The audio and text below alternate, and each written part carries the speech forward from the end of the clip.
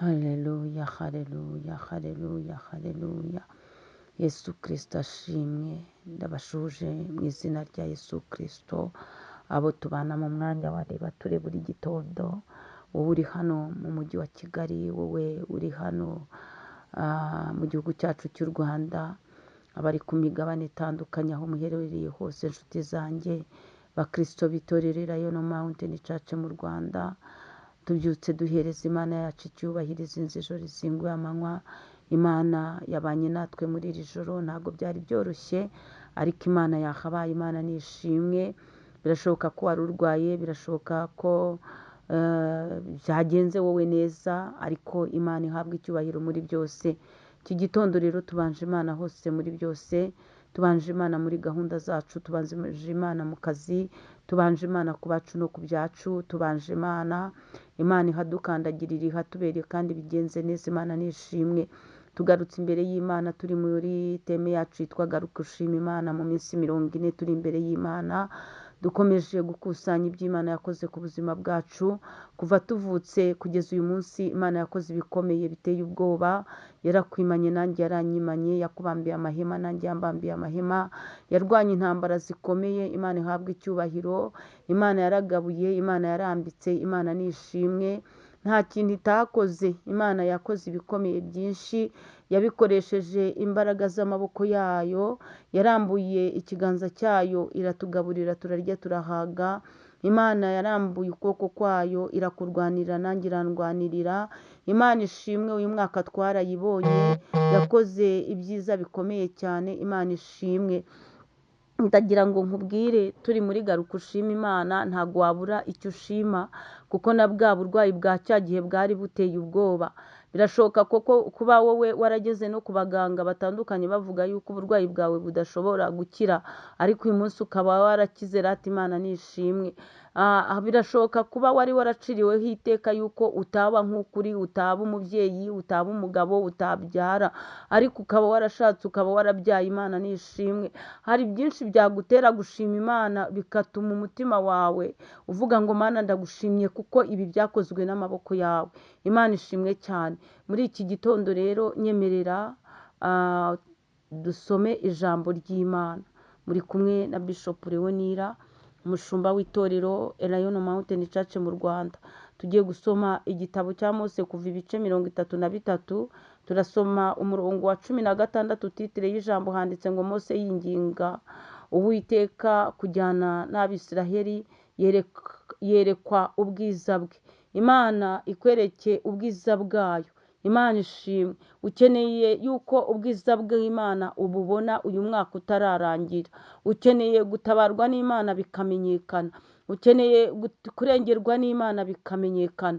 Ariko banza ugaruke ushime ku byo yakoze mu minsi itambutse, kuko mu gushima bituma Imana yongera igakora n'ibindi. Imana ishimwe cyane. Umurongo wa 16 niwe nagize ngo dusome. Handitse ngo ikizamenyekanya yuko njye n'ubwoko bwawe twakugiriyeho umugisha ni iki? Si uko ujyana natwe bigatuma njye n'ubwoko bwawe dutandukanywa n'amahanga yose yo mu isi. Imana nishimwe. Ikintu Mose yasabaga kugendana n'Imana, kandi kugendana n'Imana bisaba ko wihana. Kugendana n'Imana bisaba kureka ibyaha. Kugendana n'Imana bisaba yuko umaramaza ugakora imirimo ikwiriye abihana. Imana nishimwe cyane.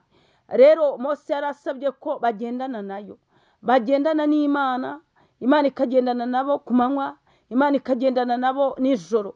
Nawe iryo ni ryo sengesho wari ukwiriye, kuko Mose yarazi yuko imbere bitoroshye, yarazi ko urugamba rukomeye.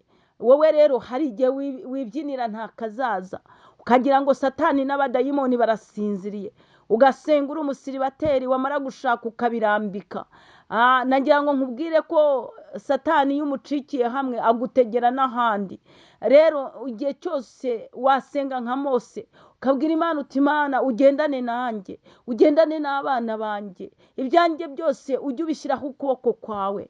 Mose rero asaba umugisha ukomeye cyane, aravuga ngo Mana ikidukwiriye ni uko wagendana natwe, warangije kugendana natwe ukadutandukanya n'amahanga yose yo mu isi.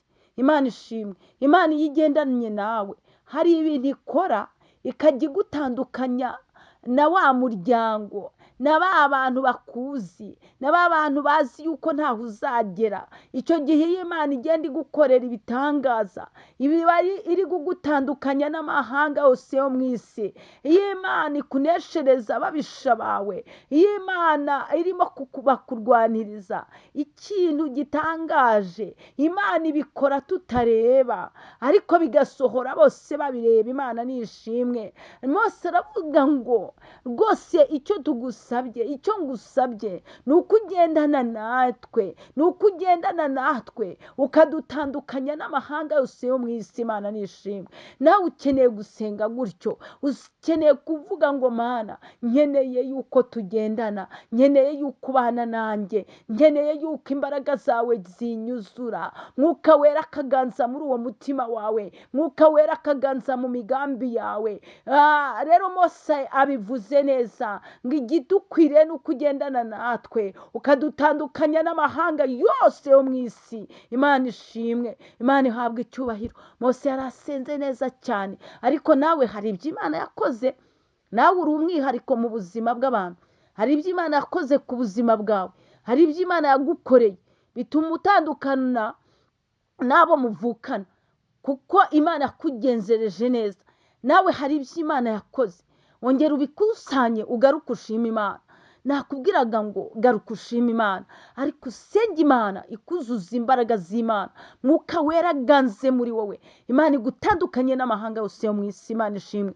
Imana igutandukanye ariko n'abasambanyi, Imana igutandukanye n'abasinzi, Imana igutandukanye n'abicanyi, Imana igutandukanye n'abanyamujinya, Imana igutandukanye n'abashyushya inkuru, Imana igutandukanye yewe n'abifuriza abantu ibibi.